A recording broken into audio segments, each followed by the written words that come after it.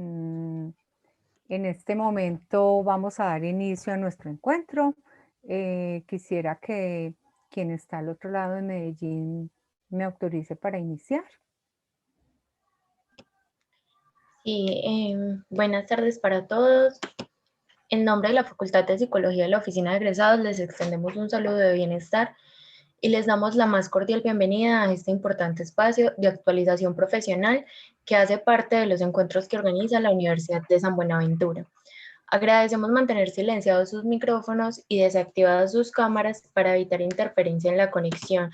Asimismo, durante el encuentro podrán formular sus preguntas o realizar sus aportes a través del chat. Sin más preámbulo, le doy entonces la bienvenida a los docentes Sebastián Arbeláez, Ricardo Andrade y Olga Pineda, quienes nos estarán acompañando con el desarrollo de la charla Una psicología ambiental, la ciudad y las emociones, el caso de la ciudad de Armenia. Bienvenidos, tienen ustedes la palabra. Bueno, muchísimas gracias. Lo más interesante de esta virtualidad es poder hacer este tipo de encuentros donde estamos desde varias ciudades, donde nos podemos encontrar. Entonces, para todos, muy buenas tardes, noches. Yo soy Olga Liliana Pineda y les hablo desde Armenia, Quindío, desde la extensión Armenia de la Universidad de San Buenaventura. En este momento, el doctor Ricardo Andrade se comunicó conmigo y se excusa con ustedes porque tiene una calamidad doméstica, entonces estaremos el profesor Sebastián y estaré yo acompañándolos. Quisiéramos que este encuentro tenga la posibilidad, si ustedes lo quieren, de que tengamos diálogo al respecto.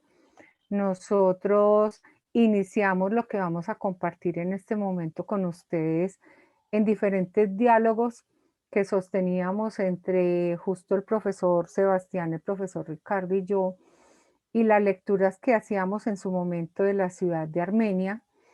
Los tres somos del departamento del Quindío. El profesor Sebastián es del municipio de Circasia y el profesor Ricardo y yo de Armenia.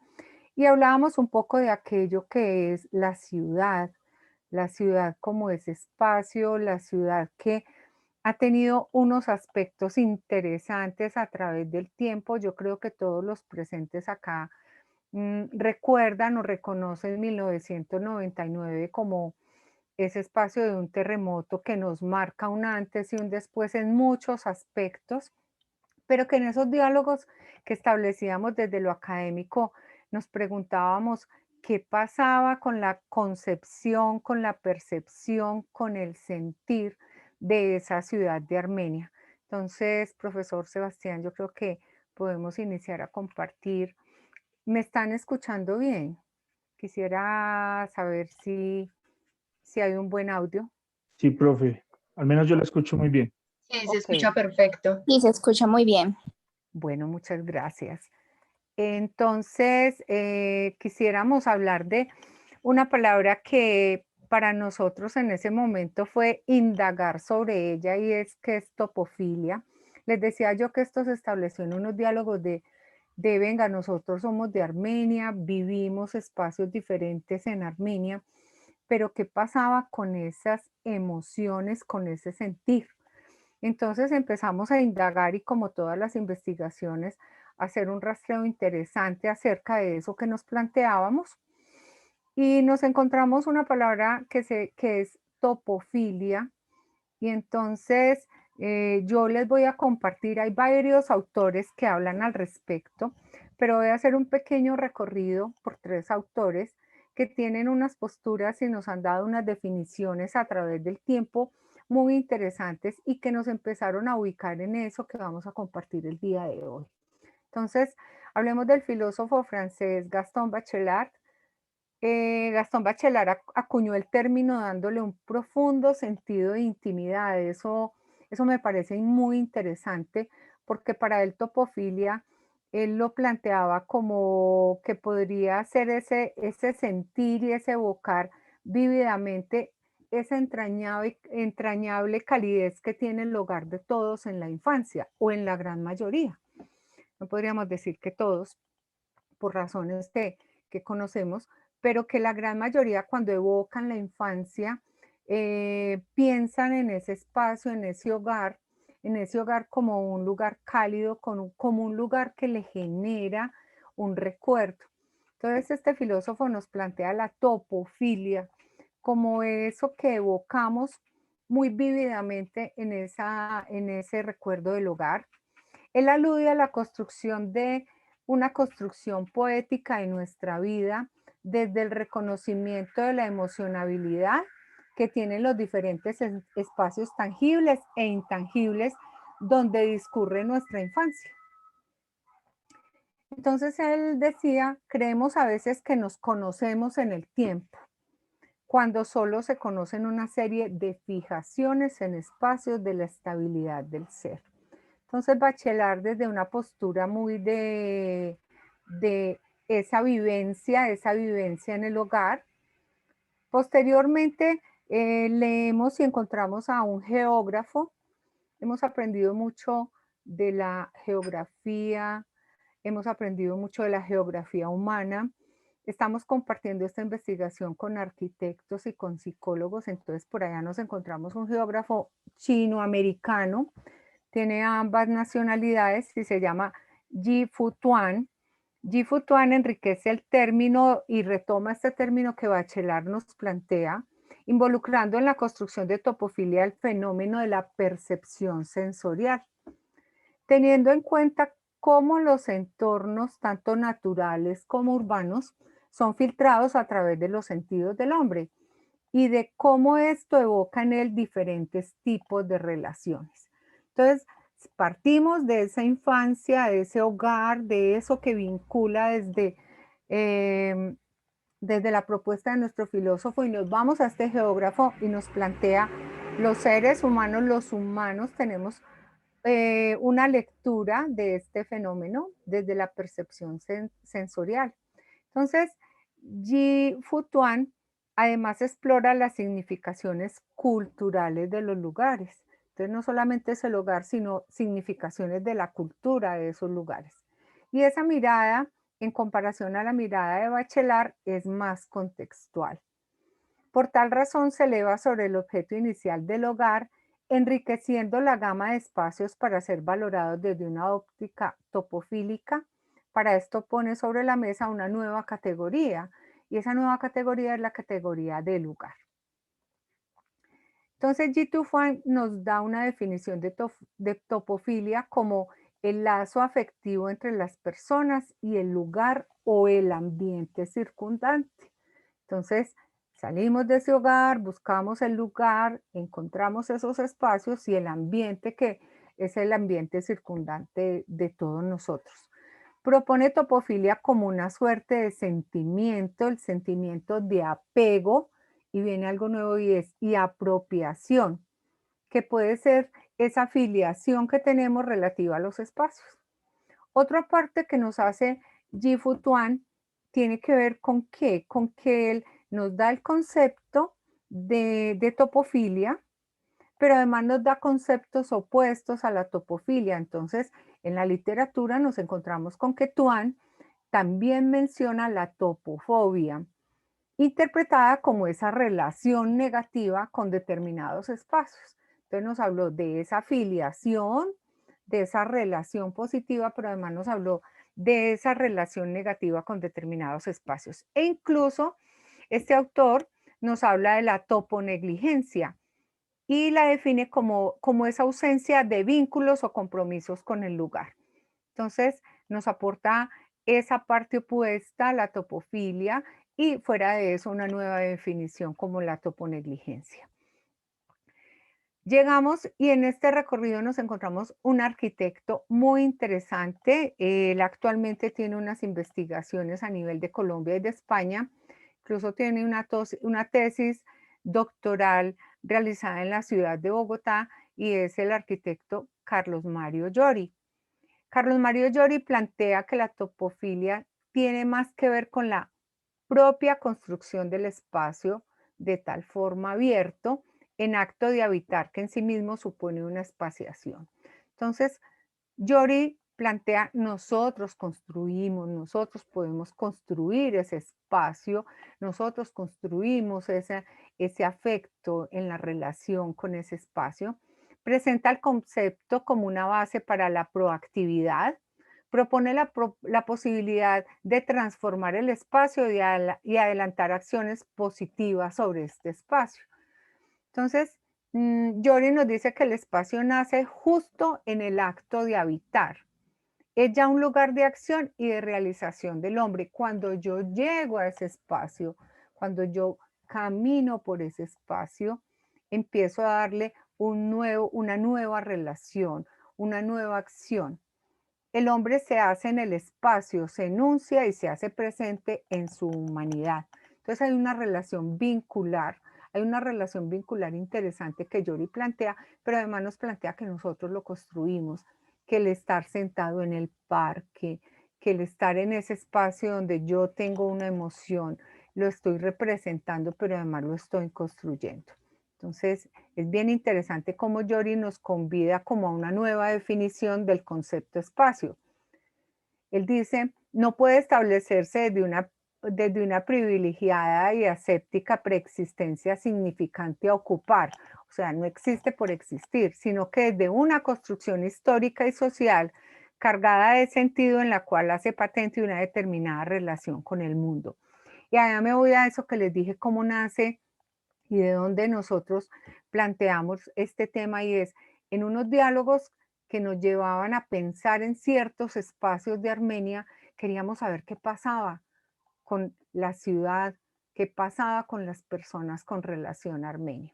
Entonces se puede interpretar que la topofilia desde Yori es un acto creativo, como buen arquitecto nos habla desde esa parte de ser un acto creativo que genera espacios de acción, de habitarlos, espacios que no son solamente físicos entonces, sino que también nos dan la posibilidad de acción y enunciación de ese ser humano.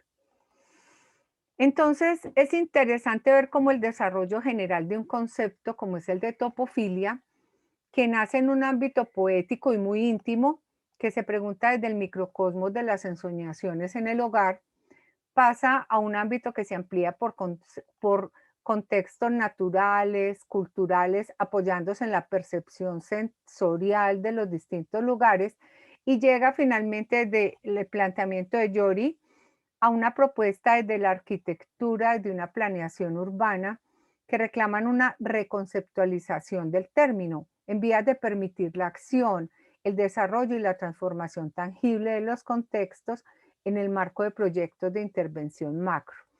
Desde ahí entonces es como nosotros venimos revisando esa palabra topofilia.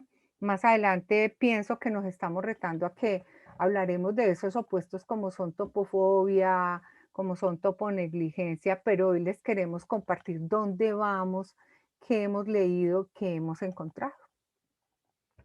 Profesor Sebastián. Bueno, ya llegó el profe Ricardo, entonces si quiere le damos la palabra al profe Ricardo y luego continúo.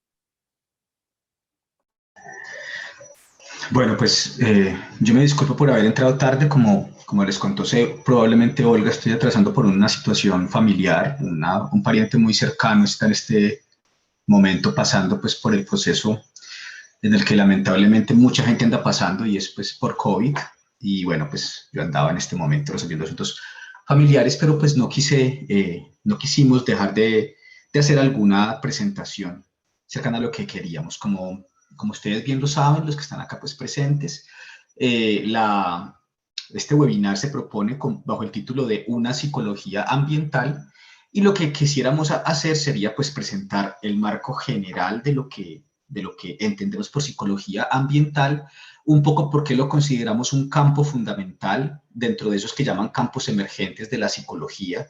De hecho, pues en este momento ya dentro del Colegio Colombiano de Psicólogos se está generando un espacio para pensar el campo.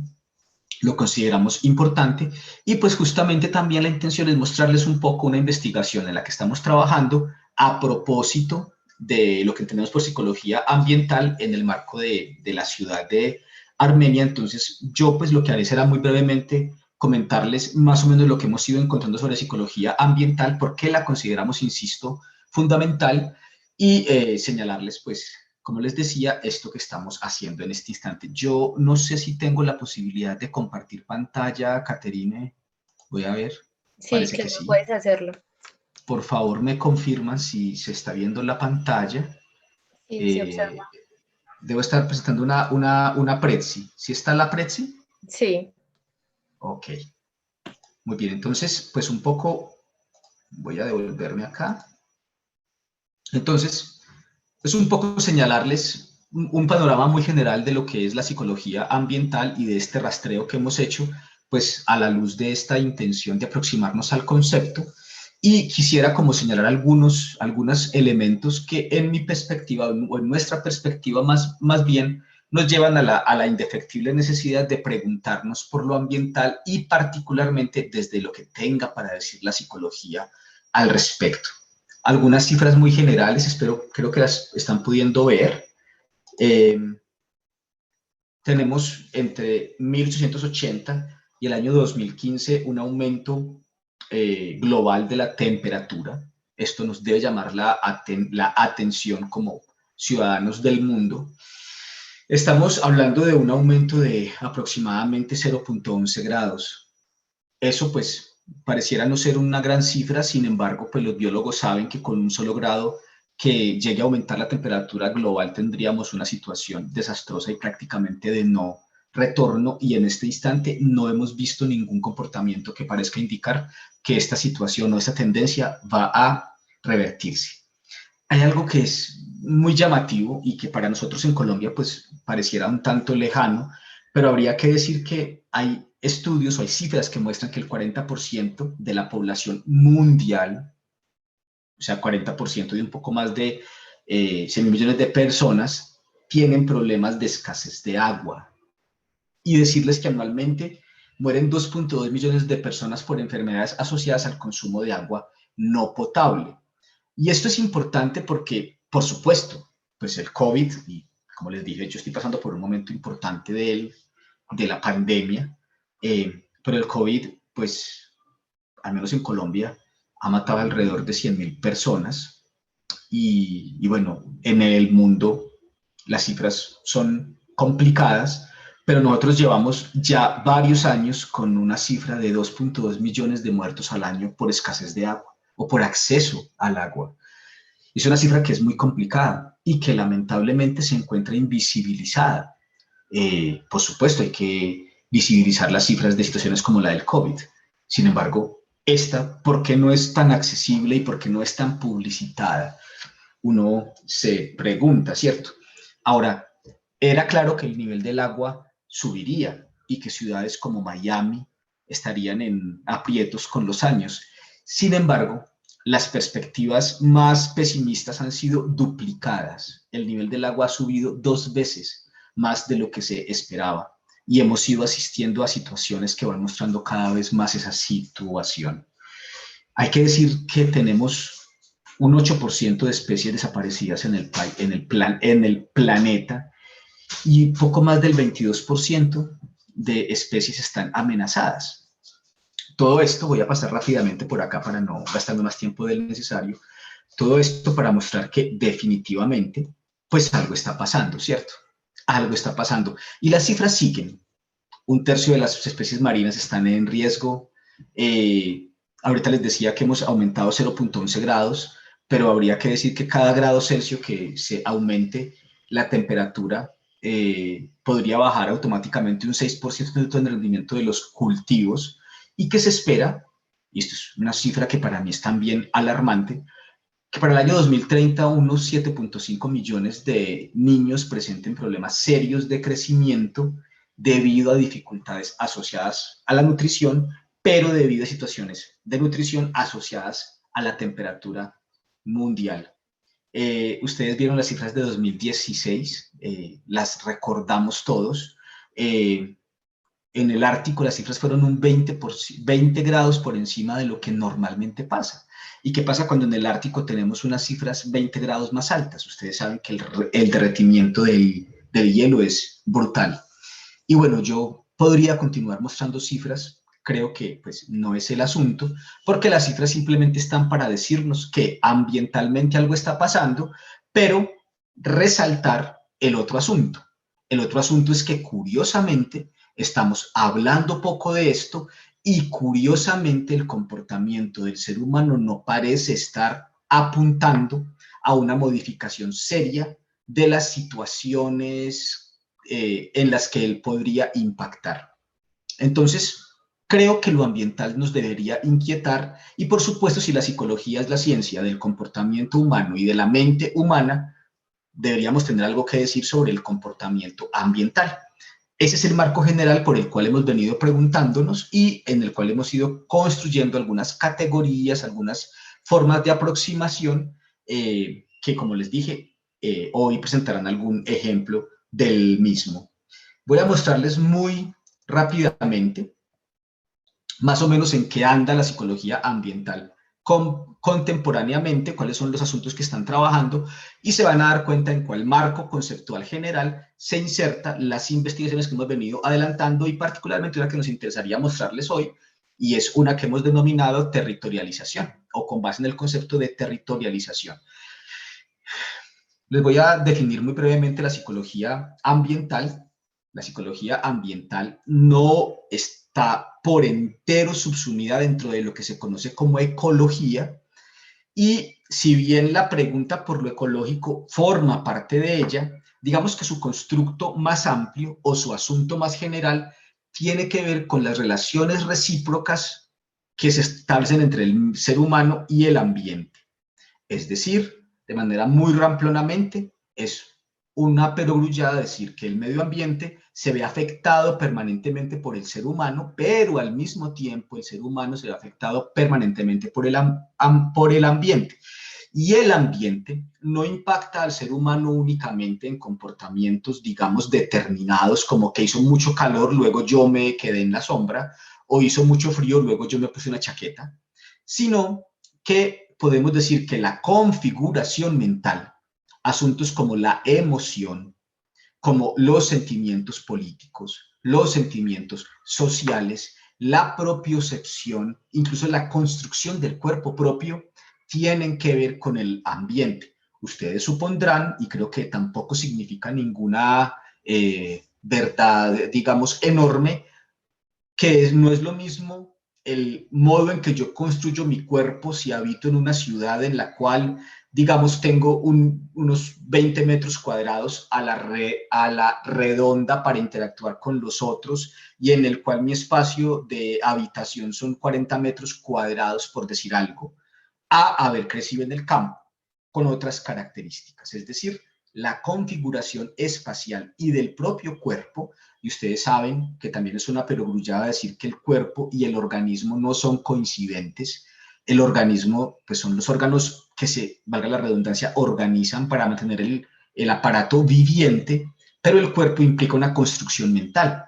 Y la construcción mental necesariamente tiene que ver con el ambiente en el cual yo me desarrollo y por ende podríamos decir que el comportamiento humano y por supuesto el modo de interacción social tendrán que ver directamente con el ambiente y a eso le hemos parado pocas bolas las ciencias humanas, si bien ustedes saben los estudios antropológicos y sociológicos han ido dando cuenta de los territorios, pero ustedes también saben que es muy recientemente que empezamos a interesarnos por ese concepto.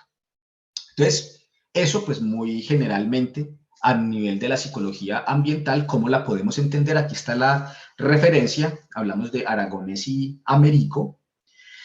Y a continuación, muy brevemente también les voy a señalar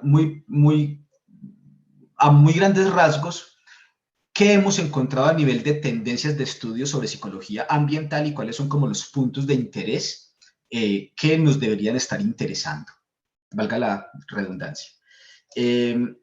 ¿En qué se anda o cuáles son unos conceptos que son, digamos, potentes en las investigaciones y que aparecen en las diferentes revisiones sistemáticas que hemos venido haciendo para investigar el tema? Por un lado, nos hemos dado cuenta de que hay un número importante de estudios sobre la identidad social urbana y esto es interesante porque resulta que la identidad, al menos en las tendencias psicológicas más psicologicistas, la identidad es un constructo muy individual, muy del orden de la personalización Sin embargo, nos hemos ido dando cuenta que la identidad, que uno podría definir básicamente como que el ente o la entidad se mantenga siendo el mismo, es decir, la posibilidad de mantener una experiencia de mí más o menos constante en el tiempo. La identidad, por supuesto, tiene una variable social, pero además los estudios han venido mostrando que la configuración urbana tiene una influencia directa en la construcción de identidades y que todo lo que ha venido pasando, ustedes tal vez se han dado cuenta de lo que pasa actualmente, por ejemplo, con el hecho de que los estudiantes y los manifestantes se expresen en los muros y cómo luego van y los pintan otra vez, y para algunos que haya un muro pintado con algunas arengas que suponen, por ejemplo, irrespetuosas. Por ejemplo, en Cali, ustedes se dieron cuenta en Twitter, ayer había un tire y afloje fuerte sobre los 6.402, que es una cifra que ustedes saben cuál es, no voy a profundizar en ella, pero hay otra gente que está intentando pintar lo que otros pintaron, pero es que resulta que urbanamente hay una configuración distinta del territorio y lo que unos suponen es irrespeto, otros suponen que es una expresión de su identidad y configura una ciudad, un espacio urbano específico. Eso nos lleva a hablar de identidad social urbana y una interacción directa con el modo en que eso nos lleva a ciertas formas de percepción de la identidad personal, una especie de interfase que es muy interesante. Conceptos como el de espacio público, que nos lleva a preguntarnos, pues, ¿por qué es lo público? Un concepto que, pues, dentro del derecho pareciera bastante trabajado y dentro de otras ramas. Sin embargo, uno se pregunta, por ejemplo, cuando un taxi dice servicio público, pues, ¿qué es lo público, cierto? El concepto, por supuesto, de territorialización, que creo que ya lo hemos descrito un poco, que es el concepto más fundamental o más importante de la investigación que hoy queremos presentarles, así a grandes rasgos los avances que tenemos, y que podríamos decirlo básicamente como el modo en el que el ser humano se apropia de su territorio, y esa apropiación pues implica el modo en que emocionaliza, en el que simboliza, en el que representa y en el que construye mapas mentales que le permiten moverse en el espacio. La topofilia, que implicaría como la relación de amor con un territorio. Yo pienso que es escaso el concepto, quizá luego en la discusión hablemos de él. La topofobia, que implica todo lo contrario, y es el hecho de que hay espacios que nos generan animadversión, pues por ejemplo, qué sé yo, en Medellín hay una zona que ustedes conocen bien, que es conocida como Barrio Triste en la noche normalmente se llena de habitantes de calle y algunas personas pues simplemente no quisieran pasar por ahí a cierta hora. Aunque para los que están allá y llegan por la noche parece que es topofílico el mismo territorio. Y eso nos parece interesante. Y otro concepto que consideramos fundamental es el de cognición espacial. Y es que nosotros le hemos parado muchas veces al modo en que procesamos la información del medio y de lo que tiene que ver con nosotros y el otro. Sin embargo, resulta que para podernos mover por el mundo será necesaria la construcción de ciertos mapas mentales que nos permitan una configuración mental del espacio y construir rutas para movernos por los entornos.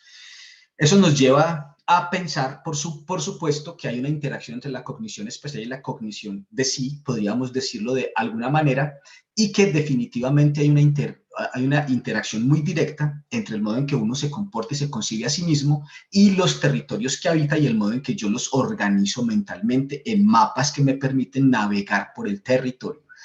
Estos son conceptos que uno podría encontrar, son tendencia en la investigación en psicología ambiental, y bueno, habría otros.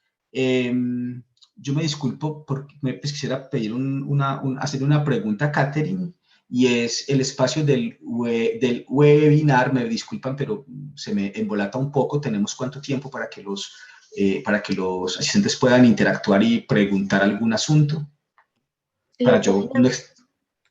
Sí, lo disculpe, pueden sí. realizar a través del chat o alzando la mano, y el tiempo es hasta las 8 de la noche. Ok. Bien, entonces creo que tengo el tiempo para mostrarles un poco algunos otros conceptos que quisiera señalarles como tendencias investigativas, para darle la palabra a mis compañeros que van a presentar ya el asunto concreto que quisiéramos mostrarles hoy. Entonces, estos son los conceptos que hemos encontrado como rectores, como importantes, pero hay algunas tendencias investigativas que vale la pena señalarles. Una tendencia investigativa que yo quisiera comunicarles hoy, dentro de la psicología ambiental contemporánea, tiene que ver con todo el concepto de toma de decisiones. Es decir, ¿por qué una persona sabe que nos estamos ahogando en plástico y bota una botella al piso? Pues, o porque una persona sabe que se estima que para el año 2050 aproximadamente es posible que en el océano haya más plástico que peces, y sin embargo no recicla, ¿cierto? ¿Por qué? ¿Por qué tomamos una decisión?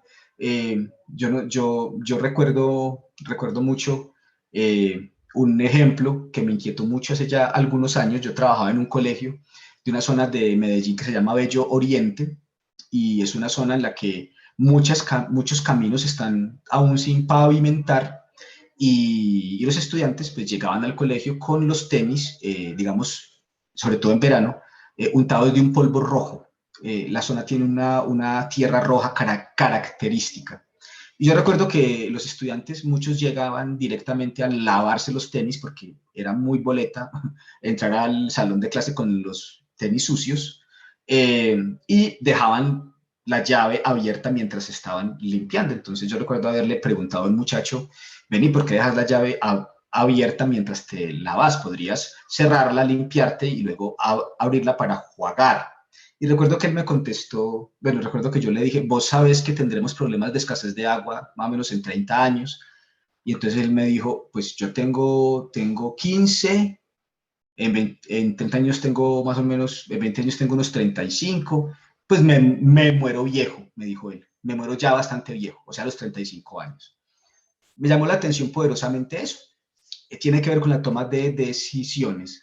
Entonces, ¿cuáles son los tópicos más relevantes dentro de ese gran tópico o gran conjunto de conceptos o de investigaciones en torno a la toma de decisiones? Una que es quizá de las más importantes tiene que ver con una brecha, y es la que les acabo de decir.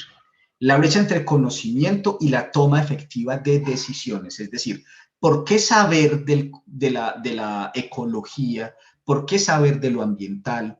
¿Por qué saber del deterioro ambiental constante no tiene un efecto directo y una modificación efectiva de los comportamientos a la hora de tomar decisiones? Máxime cuando los estudios han demostrado que la mayoría de decisiones se toman por razones distintas a la información. Entonces, esa brecha es una pregunta muy importante que forma parte de la psicología de la moralidad o del desarrollo moral, pero que también está siendo bastante investigada a nivel de la psicología ambiental. Otro tema importante es el locus de control ambiental, y es yo en dónde pongo la responsabilidad para comportarme ambientalmente. Es que el vecino, es que si yo reciclo, pero es que luego mezclan la basura, entonces yo para qué reciclo, o yo me siento responsable de lo que hago, ¿cierto? O yo tomo, digamos, las riendas de mi comportamiento. Pareciera que por ahí hay una brecha importante de investigación, porque si sabemos que hay una brecha entre el comportamiento y el conocimiento, entonces parece que el locus de control señala un horizonte importante para trabajar. Otro concepto es este que se conoce como life cycling thinking, que es como el pensamiento de pensar cíclicamente o sistémicamente. Otros conceptos a este respecto es el concepto de creencias, es decir, la gente que cree en torno al ambiente. Ustedes saben perfectamente que Estados Unidos acabó de tener un presidente que decía claramente que no había ninguna prueba científica sobre el calentamiento ambiental, y que por ende él no iba a tener ningún tipo de consideración económica ni política al respecto. Es decir, hay una creencia clara y la gente cree cosas. Y las creencias pues tendrán que ver con los comportamientos, al menos posiblemente no de modo directo. Por supuesto aparece ahí una teoría que es importante, y es la teoría del valor creencia norma, y es preguntarnos por qué tiene más efecto en el comportamiento, si en los valores, si las creencias o las normas. Por supuesto, estudios en torno a los prejuicios y a las actitudes proambientales, y una línea nueva de creencias que va generando mucho interés, que son las creencias dialécticas. Dialectical beliefs se conoce en el lenguaje anglosajón, y un poco la pregunta tiene que ver con cómo es posible llevar a las personas a modificar sus creencias a la luz de la posibilidad de encontrar creencias alternativas o distintas y poder flexibilizarse, digámoslo, cognitivamente y en su red paradigmática en general. Esto es una mirada muy general de lo que es la psicología ambiental, de lo que se anda investigando en algunos de los temas. Yo pues voy a señalarles únicamente cuáles son los otros 3 aspectos que quisiera mostrar. Otro grupo de trabajos tienen que ver con lo específicamente comportamental y la gran pregunta es qué tan planeado es el comportamiento y qué tanto se puede modificar en el caso de la planeación del mismo. Aparecen preguntas que se encuentran como la autoeficacia colectiva, la autoeficacia personal, qué tanto yo puedo ser capaz de creerme capaz de cambiar mi comportamiento y al medio ambiente, qué tanto yo estoy convencido de que mis comportamientos pequeños diarios pueden tener un efecto real en lo que pasa. Y otro grupo de trabajos en torno a la personalidad, específicamente las teorías de los 5 factores. Dentro de los 5 factores hay unos factores, sobre todo este factor de openness, que se ha encontrado en correlación, se ha asociado directamente al comportamiento ambiental. También estudios que razonan la personalidad con emociones y la motivación frente al comportamiento ambiental, lo que se conoce como humildad verde o green humility, que es otro concepto que ha tomado fuerza como un rasgo o asociado a rasgos de la personalidad, el warm glow, que es básicamente como la, digamos, capacidad de conectarse con los otros, el altruismo, etcétera. Hay una serie de estudios sobre la personalidad. Entonces tenemos como 3 grandes grupos: estudios sobre la personalidad, sobre el comportamiento y sobre las creencias y la toma de decisiones. Y bueno, en este gran marco en el que nos preguntamos por la psicología y por la relación entre ambiente, persona, ambiente, comportamiento, encontramos pues esta investigación que queremos presentarles hoy, al menos muy brevemente, en lo que hemos ido trabajando, como una forma de suscitar la conversación al respecto. Le doy la palabra a mis compañeros. Muchas gracias. Voy a dejar de compartir pantalla.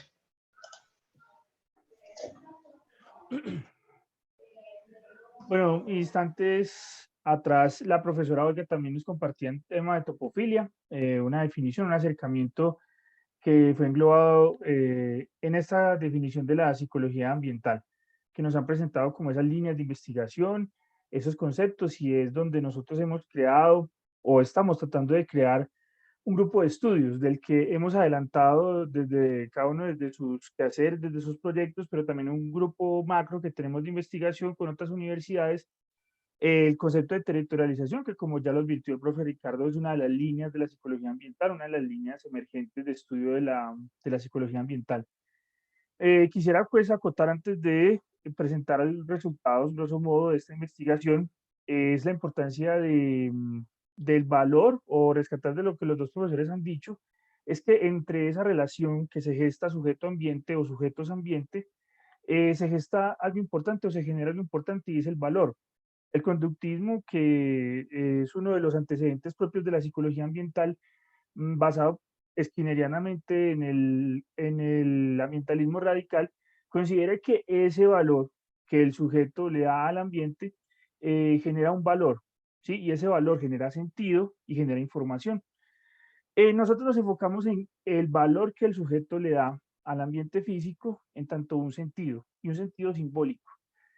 Esto es importante para los psicólogos de hoy día, tal como lo afirmaban los profes, y es porque hemos dejado de lado, o más bien porque es un campo emergente que hace poco lo ha reconocido el Colegio Colombiano de Psicólogos, y es que al nosotros reconocer un valor sobre el medio, podemos planificar la ciudad, y podemos, además de planificar la ciudad, podemos generar ciudades sostenibles, aunque ese concepto es muy problemático en sí mismo, pero el conocer sobre territorialización y el aplicar los saberes de la psicología ambiental, la investigación sobre psicología ambiental, nos permitirá a nosotros como psicólogos orientar a quienes planifican la ciudad, orientar a quienes toman decisiones.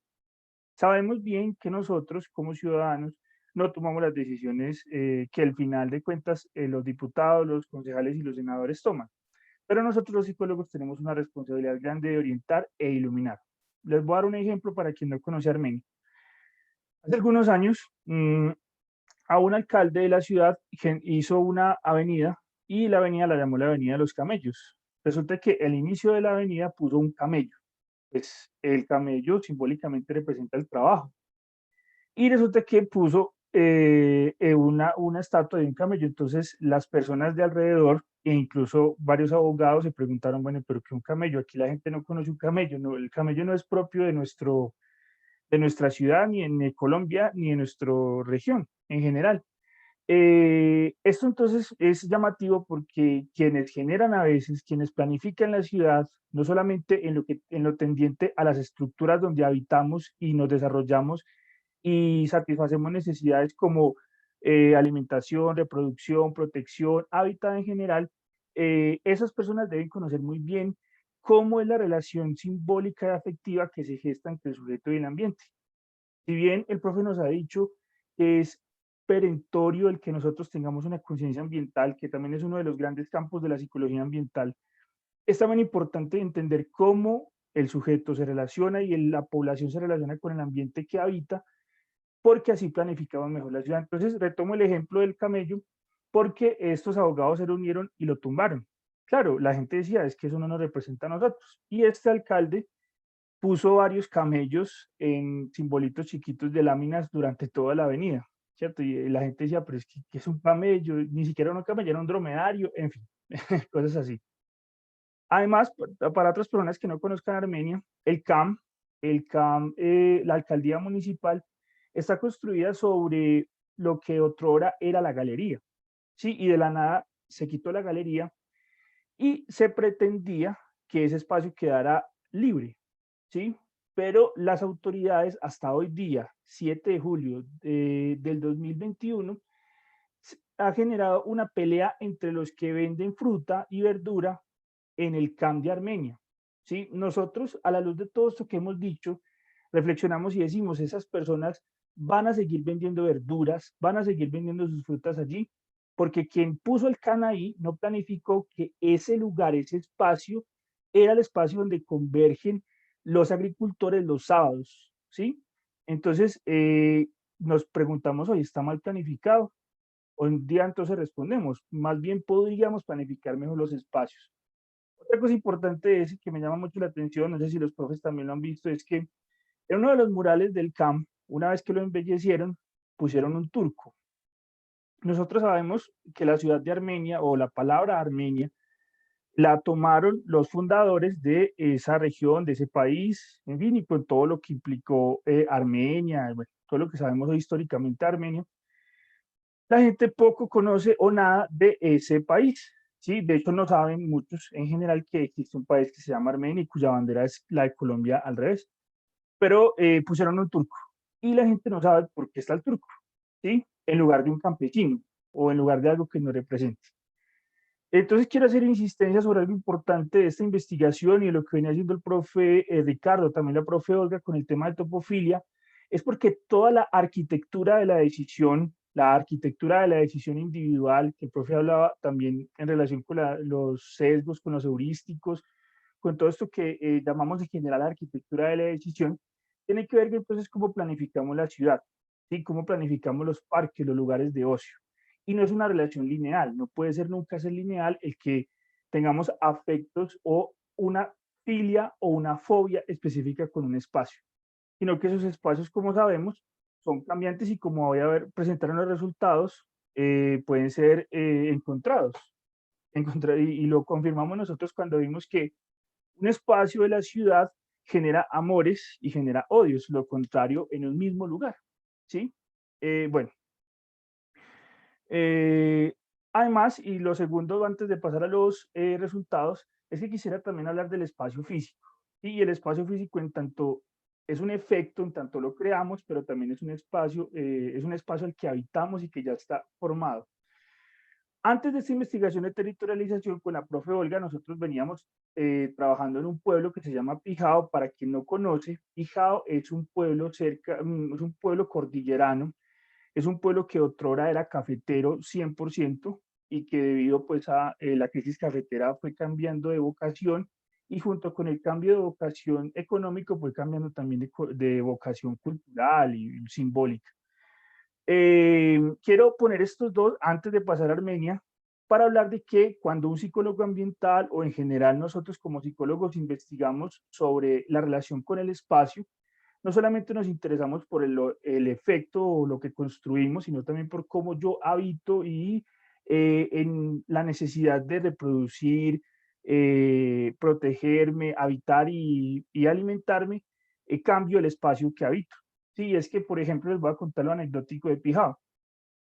En las montañas, en las laderas, bueno, Pijao está en la mitad de dos montañas, ¿sí? Y resulta que esas montañas, doctora, eran de café. Las quitaron, retiraron el café y pusieron ganado.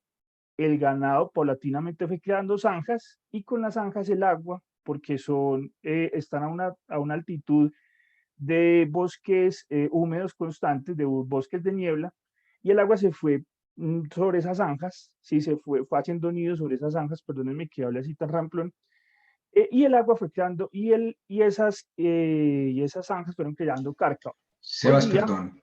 sí, Sebas, hay un anuncio de Piedad Díaz que dice que no está pudiendo escuchar. días. No sé si sea solamente con Piedad o si las demás personas también tienen problemas de audio en este momento. Sí, solamente es con el caso de Piedad.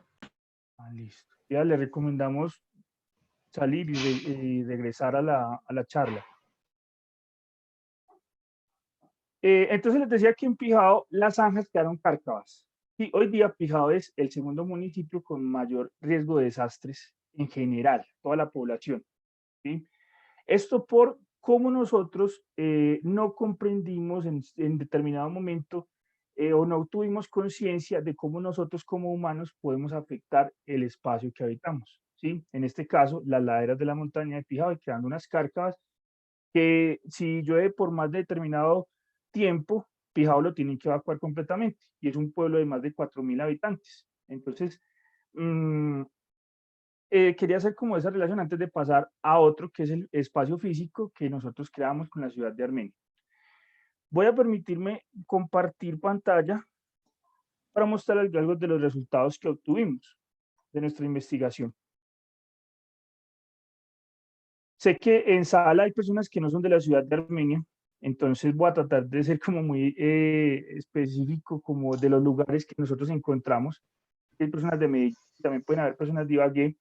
Nosotros entonces con la Facultad de Artes de nuestra universidad, junto con otra universidad vecina y hermana de nosotros, que es la Universidad von Humboldt, decidimos entonces hablar de una de las líneas de investigación de la psicología ambiental, que es la territorialización. Y entonces nosotros hicimos todo un recorrido teórico para poder entonces establecer al menos unos tópicos para poder comprender cómo los habitantes de la ciudad de Armenia se relacionan con eso que es Armenia, ¿sí? Entonces dijimos, vamos a establecer tres líneas de tres tópicos que luego se convirtieron en constructos de investigación. Y es la cognición espacial, que ya el profe nos la mencionó, lo simbólico y lo topofílico. Aunque no queremos decir solo topofilia, porque como lo advertía la profe Olga, no es solamente topofílico, sino que también es topofóbico.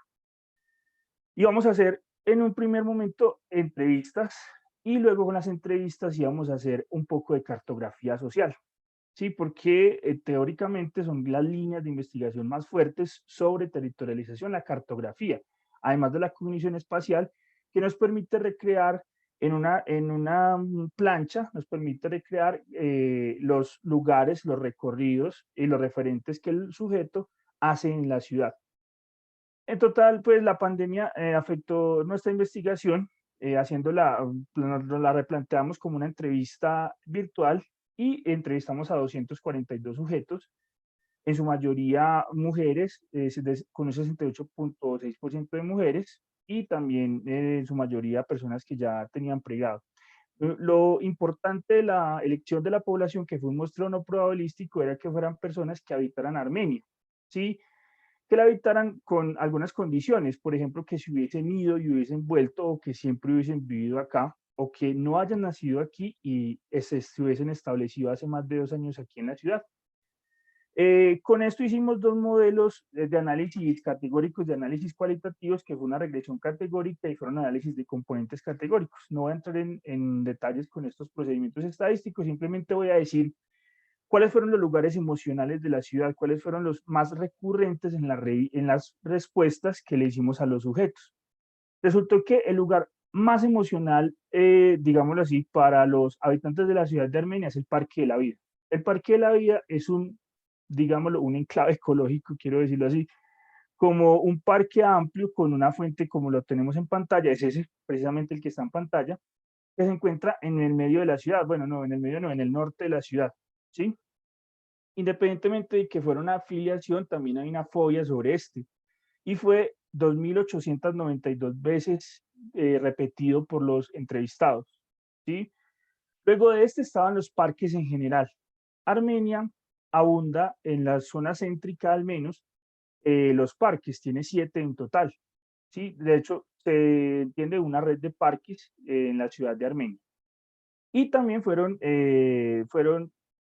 partes de las respuestas, al menos 506 veces los parques de la ciudad, son lugares emocionales. En tercer lugar tenemos los centros comerciales.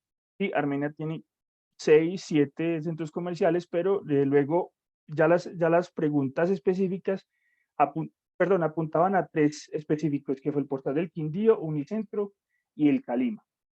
Y luego está lo que tiene que ver con Bolívar, la Avenida Bolívar, la Plaza Bolívar y el Centro Comercial Bolívar, ¿sí?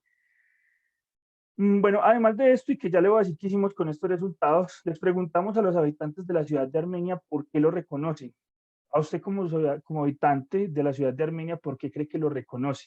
Algunos decían que por su amabilidad, luego estaba por el acento, por el café, no sabía por qué lo reconocían, también por la amabilidad, bueno, juntas, acento y amabilidad, por la actitud de los armenios, de los cuyabros, por ser personas pujantes, por ser personas alegres, por el territorio y por el turismo.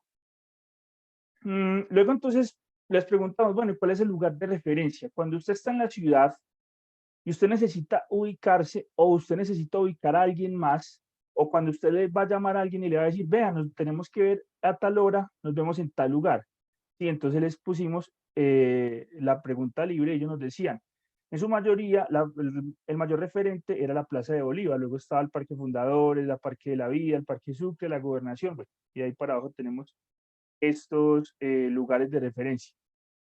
Otro importante que la profe comenzó con ello es el cambio de la ciudad. Como saben, Armenia, y como la profe ya también lo advirtió, en el año 99, la ciudad sufrió el terremoto, sobre un terremoto que lo cambió a nivel político, cultural, estructural, y también hoy nos hace pensar sobre una de las sublíneas de la psicología ambiental, aunque también es una psicología emergente, que también el Colegio Colombiano de Psicólogos la ha reconocido, y la psicología de la gestión del riesgo de desastres. Armenia y en general todos los pueblos del departamento del Quindío, su primer amenaza, su primer factor de vulnerabilidad es la amenaza sismológica. Y esto marcó un cambio, un antes y un después. Nosotros procuramos, los investigadores procuramos que en toda la entrevista nunca se influyera la respuesta en función del terremoto, ¿sí? Sino que queríamos, si eso fuera algo importante para los entrevistados, que surgiera dentro de las respuestas. Observamos que sí. Observamos que para las personas hay un cambio en la ciudad, un cambio en su infraestructura, y que dicen de esa infraestructura que es positiva, algunos dicen que es negativa, algunos dicen que cambian vías, que no hay cambios, algunos tienen respuestas inespecíficas, que hay cambios a nivel social, que es más bella, que hay más crecimiento demográfico, que es más moderna y que cambia su ordenamiento territorial. Bueno, eso ya lo habían dicho. Bueno, y luego, y ya por terminar, les preguntamos cómo se moviliza, para qué se moviliza usted en la ciudad, cuáles son los recorridos más importantes que usted hace. Encontramos que en su mayoría la gente se moviliza en la ciudad por trabajo, luego por educación y luego por ocio. Por último estaría por algo comercial, por mercar o por ninguno o por salud. Curiosamente encontramos que muy pocos se mueven por salud, ¿sí? Bueno, y aquí están algunas de las ubicaciones que se utilizan para los recorridos.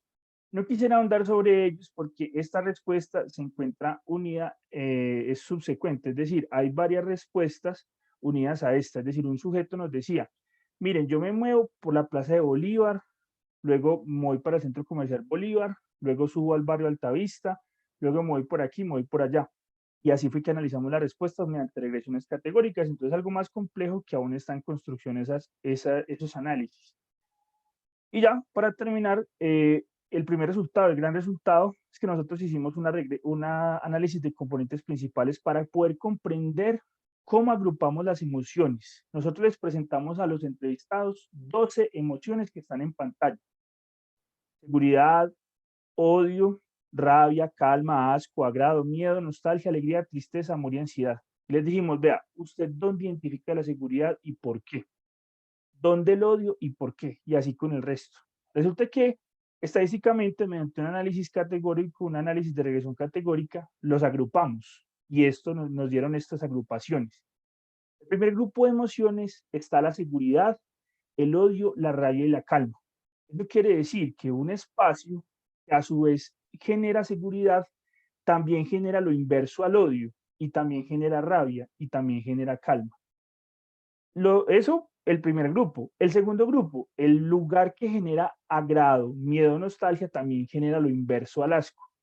Y el último grupo es el mismo lugar que genera alegría, genera tristeza, amor y ansiedad. No estoy hablando, como ahorita lo explicaba el profesor Ricardo, por una persona, sino que lo estoy hablando por el grupo de entrevistados y quisiéramos que algún día esto se replicara por un grupo aún más grande o al menos un muestreo probabilístico para poder confirmar estos datos que son apenas exploratorios. ¿Esto entonces para qué, compañeros psicólogos que nos escuchan, que quizás no son de la ciudad de Armenia, o quizás sí? Esto nos permite a nosotros comprender o dar luces a quienes toman decisiones a gran escala sobre la ciudad de Armenia, hoy que estamos hablando de valorización, hoy que estamos hablando de una ciudad que está, por donde se mire, hay construcciones, y uno se pregunta, bueno, ¿qué planificación tienen esas construcciones? La planificación está en que si yo a nivel cultural entiendo que este espacio me genera calma, rabia, odio, lo inverso al odio y la seguridad, ¿sí? Entonces, ¿qué voy a poner en ese espacio? ¿Cómo voy a concertar ese espacio con la comunidad? ¿Sí?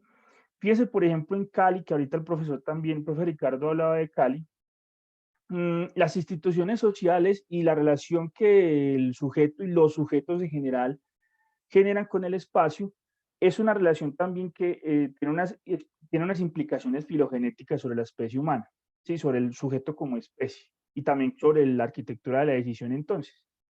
¿Eso qué implica? Que las instituciones sociales, que son simbólicas en un principio, van generando instituciones, van generando espacios físicos. Les voy a dar un ejemplo. La primera línea. La primera línea que surgió en función de de todo este estallido social que hubo, que ya sabemos por qué y para qué, bueno, y cada uno tiene sus perspectivas sobre él. Vimos que la primera línea empezó como una institución, como un grupo de personas, luego paulatinamente se fue institucionalizando hasta que van creando espacios físicos y luego con los espacios físicos símbolos. Y tenemos, por ejemplo, en Cali, que es una mano con la palabra resistencia. Y en él tenemos escudos con personas de la primera línea, los escudos de la primera línea. Entonces, fíjense que las instituciones sociales simbólicas, y con simbólicas estoy hablando aspectos lingüísticos, luego van creando espacios y con los espacios símbolos. Hablemos, por ejemplo, de cómo planificamos nosotros en función de lo cultural, de nuestras instituciones, la religión, ¿sí? La religión y nuestra forma de hacer política hace que nosotros en nuestras ciudades tengamos parques y le demos prioridad a los parques y a las plazas. Eso no lo hacen, por ejemplo, los norteamericanos, para quienes las ciudades son vías, ¿sí? Y al final de la vía hay una iglesia o está el ayuntamiento. Y nosotros, en cambio, no necesitamos plazas, porque tenemos varios sistemas de poder, la iglesia, el Estado, bueno, lo demás.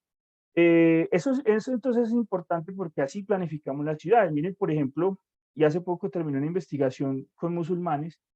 Vemos, por ejemplo, en una ciudad, la única ciudad colombiana que en su mayoría es musulmana, que es Maicao en Riohacha. En lugar de un símbolo cristiano en la mitad de la plaza, hay un símbolo musulmán. De hecho, el alcalde actual, Mohamed, es musulmán, ¿sí?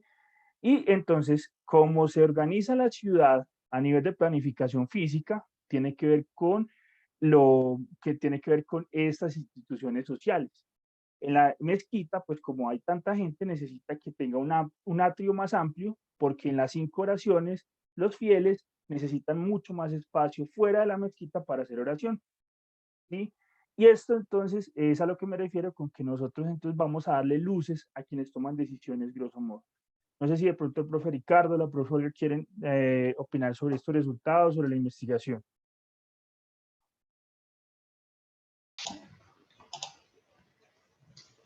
Sí, quizás hacer énfasis un poco desde las conclusiones que ya habías mostrado, Sebastián, en que nótense, pues como que hay un presupuesto de fondo, y es que es necesario considerar también la configuración urbana y en general la configuración territorial para tener en cuenta una cosa que pareciera que se nos escapa usualmente, y es la configuración de un territorio y el hecho de que esa configuración del territorio habita, me permiten la expresión que puede sonar romántica o muy clásica, pero que para mí sigue siendo muy vigente, y es el alma de las personas. Es decir, hay una suerte de analogía entre el alma subjetiva y el alma social y el territorio en el cual esa sociedad habita. Y esas relaciones implican, por un lado, una forma distinta de ver la política, pero además también de considerar las emociones. Los psicólogos cognitivos, muchos andan con todo este concepto de control emocional, gestión emocional, manejo emocional, y de alguna forma, si ustedes lo miran bien, hay una idea, y es que las emociones son subjetivas, son de la persona. Sin embargo, nosotros nos hemos estado, o sea, nosotros no, porque eso es un presupuesto de la sociología y de la psicología social hace mucho rato, pero nosotros creemos que va mucho más allá de decir que la sociedad influencia la configuración de la subjetividad. Creemos que la subjetividad emerge en una interfaz, y en esa interfaz será fundamental considerar lo territorial, lo social y lo político, y por supuesto lo subjetivo, lo individual. Más bien podríamos decir con Foucault que la subjetividad es inminentemente política. Y creo que esto nos permite una serie de estudios, se han dado cuenta de un ejemplo de ellos. Nosotros queremos mostrar que la ciudad no se configura únicamente por el modo en que se planean los parques o las calles, sino que la ciudad habita en cada uno de sus habitantes, valga ese símil, y que no se puede pensar en categorías como cultura ciudadana, por ejemplo, sin considerar ese punto. Y es que la ciudad nos habita, y por ende los comportamientos no pueden dejar de considerar ese componente que en nuestra perspectiva, dentro de la psicología, dentro de la planeación urbana, se descuida bastante. Es decir, como Sebastián lo planteó de una manera un poco jocosa, ¿a cuál alcalde se le ocurrió que el símbolo de Armenia era un dromedario y que aquí estábamos para camellar, y que por ende el camello era lo que nos nombraba? A la gente eso no le caló. Y ya lo señaló Olga, lo señaló Sebastián también, es muy interesante. Ojalá ustedes conocieran Armenia, o los que no son de acá, pasaran el domingo en la tarde por lo que es el CAM, es decir, el Centro Administrativo Municipal. Lo que en Medellín es la Alpujarra. Es una plaza de mercado chiquita. Bueno, ni tan chiquita, es grande, pero el CAM sigue siendo la plaza de mercado, de una especie de memoria urbanística, social, política, que los habitantes pervive, incluso si la política está en contra de ello. Eso nos lleva a una serie de preguntas, y en lo que consideramos una línea promisoria de investigación que, como Sebastián lo planteó también, implica pensar cómo se gestionan los riesgos, porque es muy complicado, justamente por lo que yo les decía. Nosotros podemos saber que en Armenia puede temblar mañana, porque tenemos una falla importante que cruza casi que por todo el centro, pero la gente sabe eso. De ahí que la gente se comporte en consecuencia con eso es otra cosa. Pasa como con el COVID.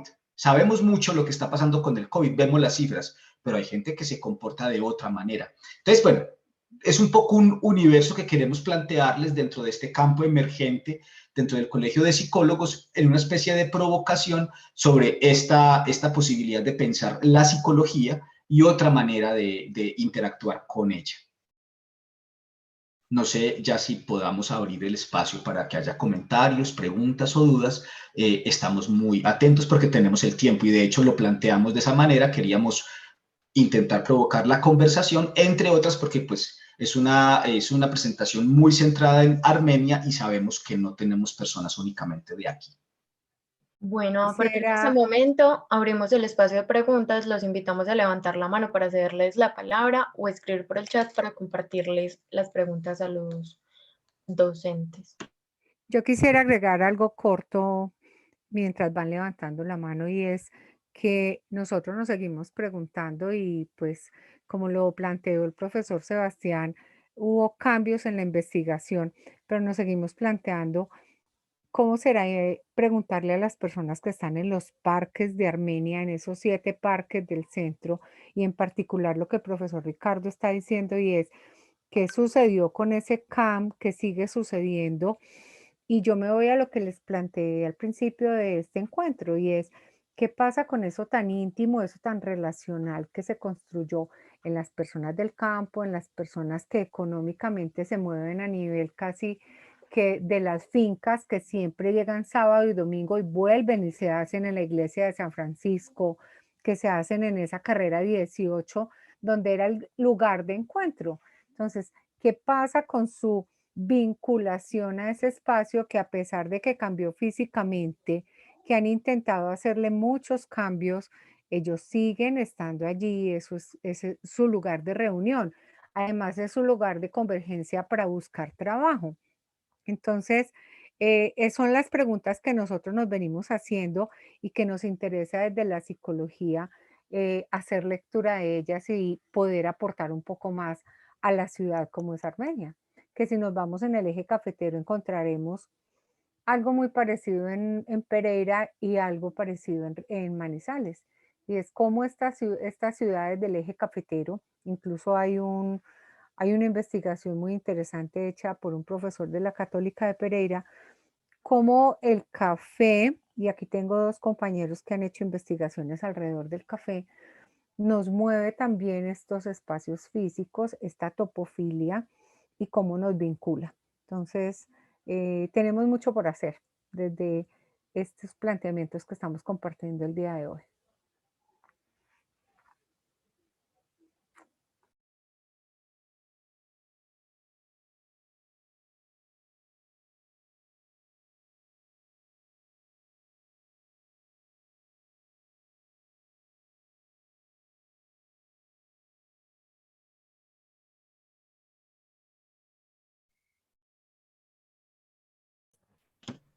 Muy buenas noches, soy Franci y quería pues, como hacer una pregunta.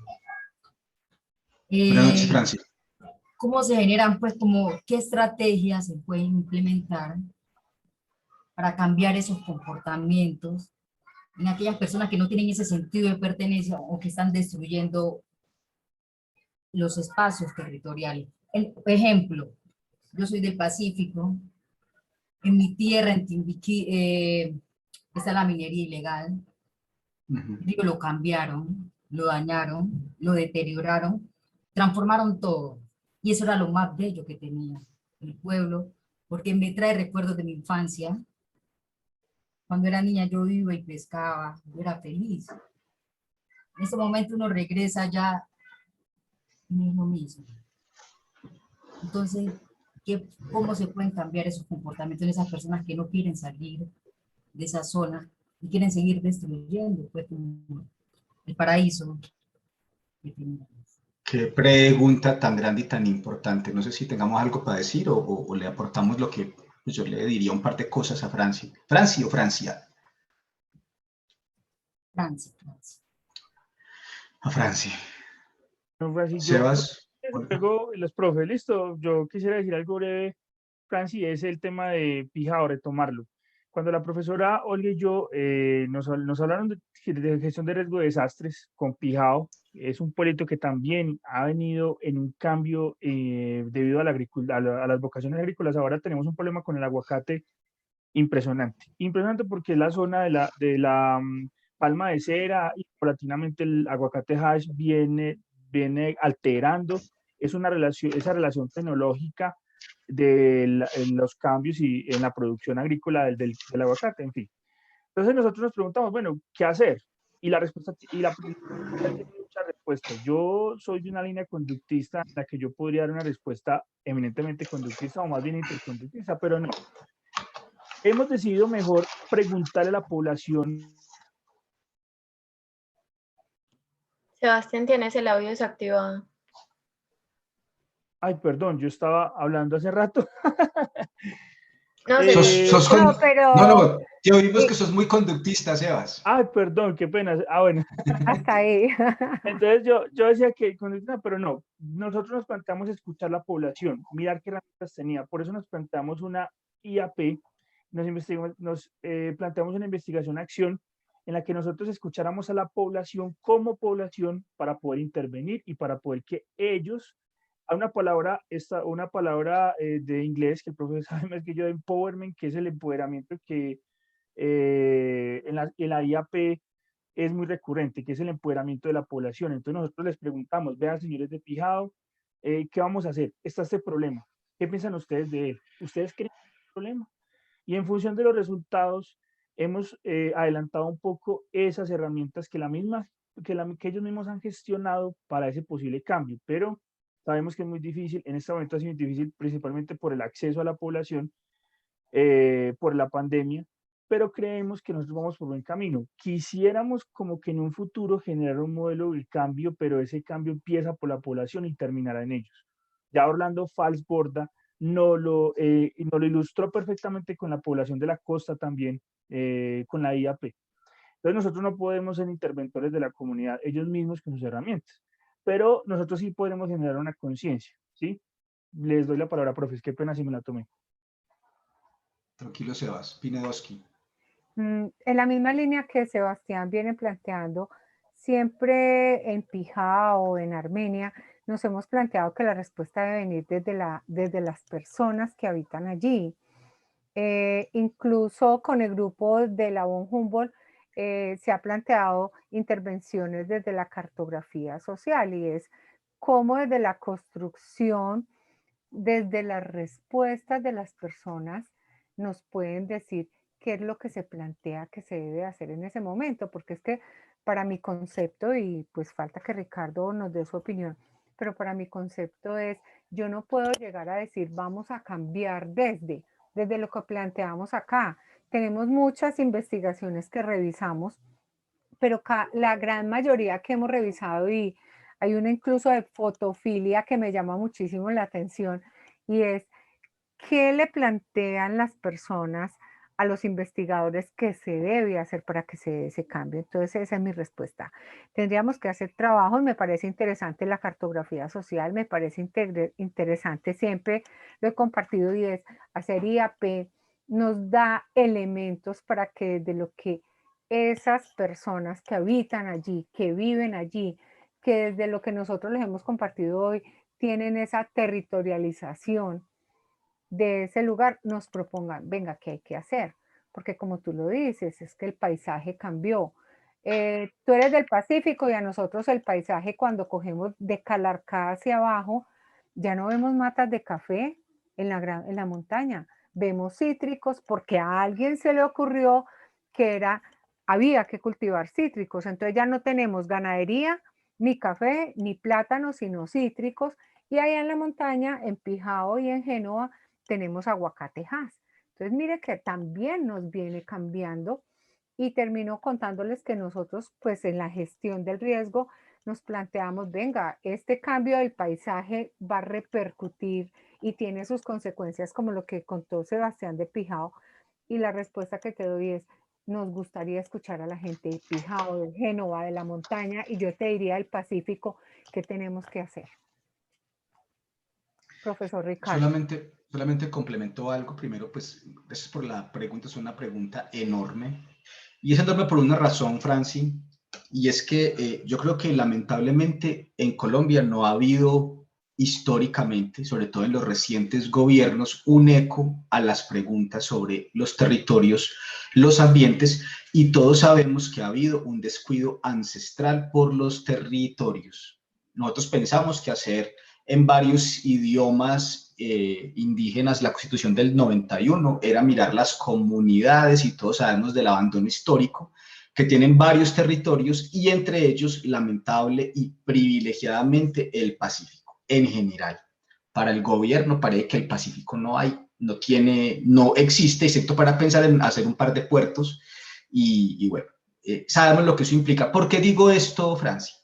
Porque yo creo que hay que pensar la situación en tres perspectivas. La primera perspectiva tiene que ver con la acción social y la acción política. Definitivamente es la organización, pero eso es consecuencia de lo que Sebastián y Olga plantean y es unos procesos comunitarios.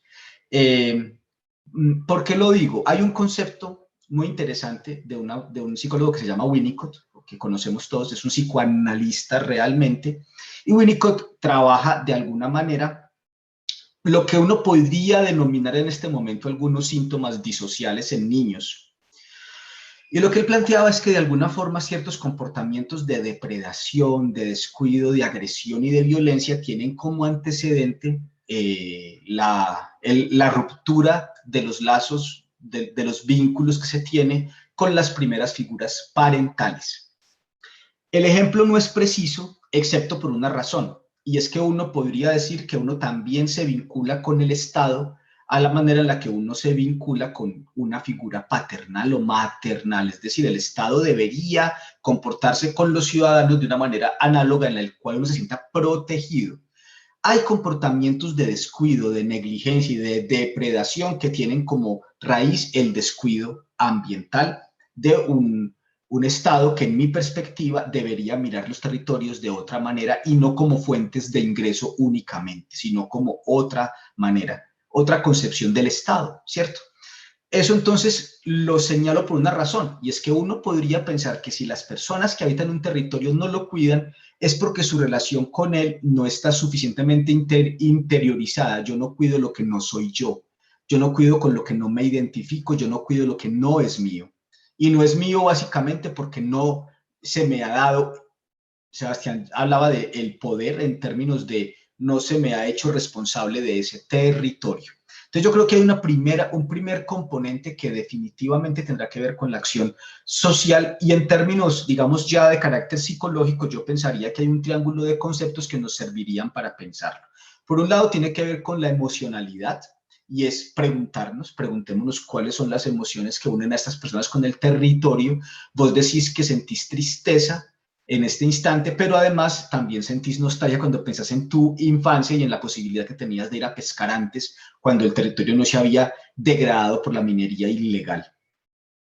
¿Qué siente la otra persona? ¿Qué siente la persona que está generando un efecto negativo o de depredación del medio ambiente? Pero ese territorio es de quién, a quién le pertenece, es nuestro, es de ellos o no es de nadie, y como no es de nadie, como dicen por ahí, volvámoslo fiesta, ¿no? Entonces, lo primero que habría que preguntarse es tener en cuenta que hay una emocionalidad social y política que tiene que unirnos con el territorio y no sabemos cuál es. Entonces, habría que hacer un diagnóstico o por lo menos saber en principio qué está pasando ahí y sobre todo, además, qué es lo que se está gestando a nivel de las comunidades en la interacción. Dijiste que eras de Timbiquí, ¿cierto? De ahí es este grupo que se llama Herencia de Timbiquí o Herencia Timbiquí, que canta muy bellamente, que tiene una canción en la que dice que básicamente dejaron de sembrar yuca para sembrar otra cosa, ¿cierto? Y que habla directamente de lo que fue la transformación del territorio hacia el narcotráfico, ¿no? Entonces, hay unos intereses ahí que tendríamos que conocer. Por otro lado, yo pienso que, o tendría que insistir en lo que señalaban Olga y Sebastián, y es que hay que llegarle y hay que generar un proyecto. Yo creo que tendríamos una posibilidad de generar algún tipo de propuesta, porque sí tendríamos que empezar a generar diferentes procesos de base en la que se relacionen estas tres cosas: la emocionalidad con el territorio, la concepción misma del territorio y las perspectivas o el sentido que tiene habitar ese territorio para estas personas que están allí. Con base en eso, habría que ya empezar a generar algunas alternativas de habitación del territorio y que tendrían generalmente un componente, yo diría, triádico entre artístico, estético, político, para que se intenten generar formas diferentes de habitar ese territorio y de concebirlo.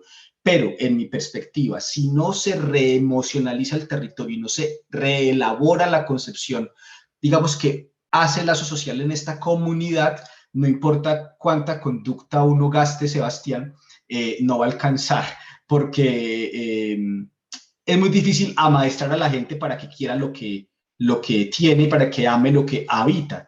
Hay que empezar por la construcción de un lazo social de base, y yo pienso que lamentablemente las comunidades que han estado demasiado tiempo al margen de las formas de sociedad más típicas, pues tienen una suerte de sentido de la comunidad que se pierde un poco. Entonces, ahí las comunidades raizales han ido mostrando muchos caminos de construcción de otras formas de civilidad alternativas, y finalmente hay algo que es muy importante y yo pienso que tenemos que empezar a generar una noción, una concepción de desarrollo alternativo. Nosotros no podemos creer que los países desarrollados pues son los gringos y que debemos parecernos a ellos cada vez más, cuando tenemos formas de desarrollo distintas desde las acciones locales, desde la soberanía alimentaria y otras concepciones distintas en las que podríamos generar alternativas más cooperativas de vínculo con el otro, pero sería eso, la promoción de una forma de encontrarse con el otro y el territorio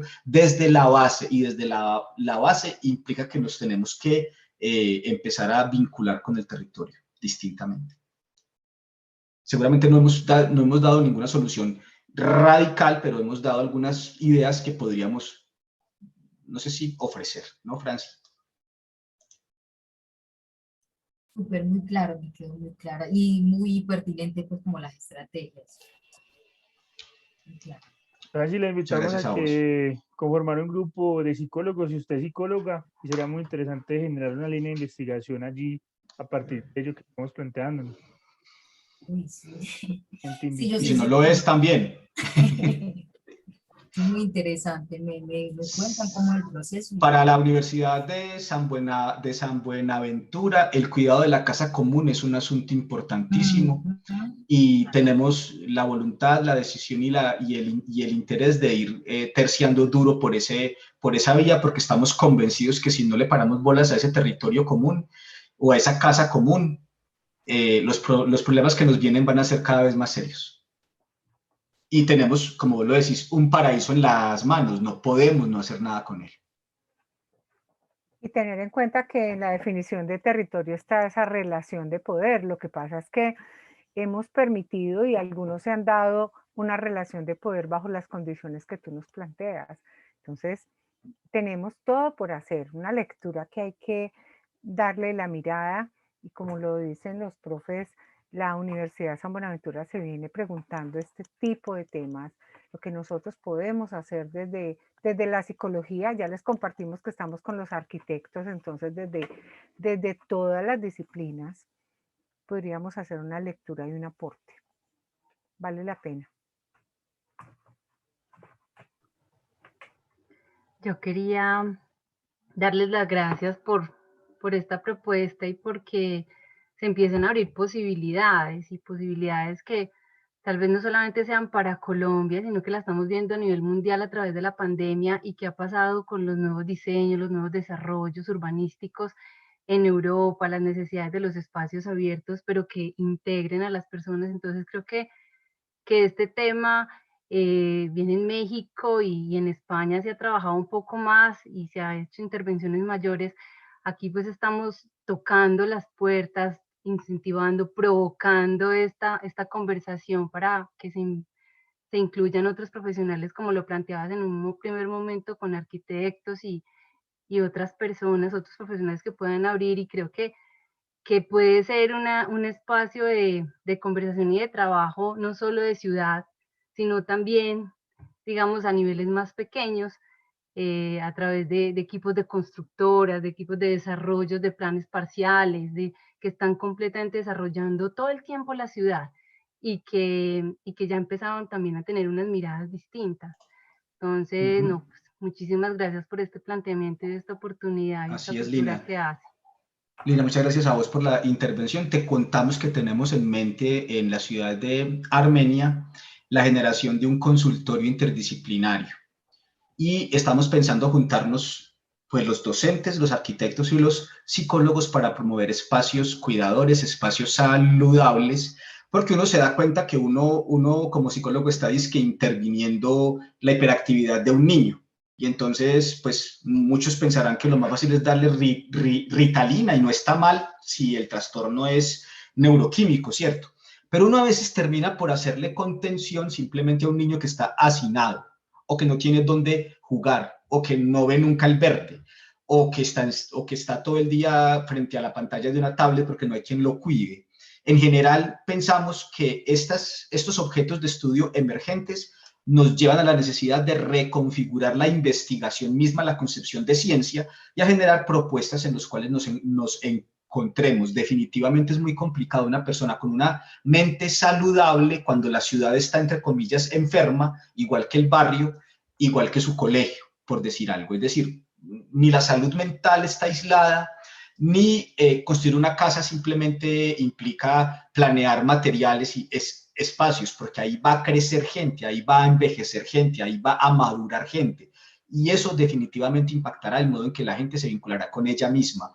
Creemos que hay un territorio interesante y una suerte de interdisciplina por emerger. Además que lo podemos bajar y subir en los ciertos niveles que sean necesarios, porque cuando aquellas personas que dirigen nuestro país, lo voy a colocar entre comillas, nos hablan de planear de un POT, sí, por eso lo coloco entre comillas, pero cuando se habla de un POT, cuando se habla de la planeación de ciudad, como lo planteaba Sebastián, entonces, ¿qué pasa con el territorio? ¿Qué pasa con el sentir de la gente? Sencillo, yo dicto una materia donde les digo a los estudiantes, en el departamento del Quindío el 80% de la población son adultos mayores, los que viven acá, y cuando ustedes vienen, cuéntenme en qué está planeado para el adulto mayor. ¿Cuántos de esos centros comerciales están planeados para el adulto mayor? ¿Cuáles aceras, cuáles vías están planeadas? Cuando la gente dice, ay, el eje cafetero es un vividero tan rico, me voy a jubilar y me voy a ir a vivir ahí a mi vejez. Pregunta, ¿el territorio está planeado para eso? Entonces, Es aquí porque estamos. no han venido mucho, Olga. Exacto, entonces la idea es que tanto nosotros desde estas lecturas, que hay una responsabilidad de decirle qué hubo, cuando usted habla de un POT, ¿qué le va a incluir para el ciclo vital y las edades que cada uno tiene y las características para que nosotros generemos ese vínculo? ¿En cuántos parques se pueden sentar nuestros adultos mayores ahora que ya pueden salir después de estar vacunados? ¿Sí? ¿Por cuántos Salen, andenes pueden caminar? ¿Cuánto antes se puede Finlandia, voy a caminar? hacer una crítica y me responsabilizo de lo que voy a decir. Finlandia era un parquecito donde usted iba y veía adultos mayores. En este momento el turismo, que le está generando muchas cosas a Finlandia, desplazó a nuestros adultos mayores del parquecito de Finlandia. ¿Dónde están ellos ahora sentándose a arreglar el país, tomándose su café? Que ya no sea en Salento, no sea en Finlandia, no sea en Circasia. El mismo Pijao vimos que hay unos cambios en esos parques centrales que reunían la gente. Entonces, yo pienso que tenemos mucho por plantear y por hacer, desde esa interdisciplinariedad, desde esa multidisciplinariedad. Gracias a Lina y a Daisy por los comentarios que han hecho recientemente.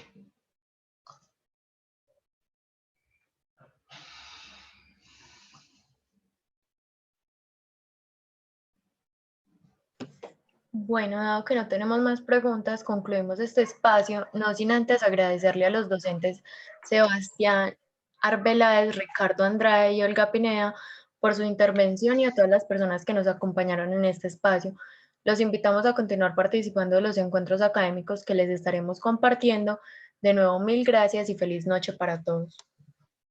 Muchas gracias a ustedes por la atención y a Catherine por la organización. Desde nuestras posibilidades siempre estaremos atentos para trabajar juntos en propuestas como la que hace Franci o también Lina incluso, y bueno, muy atentos a todo lo que podamos ir acompañando. Muchas gracias. Gracias, Sebas y Olga. Gracias Muchas también, gracias profes. a Gracias a todos. todos. Que tengan una excelente noche.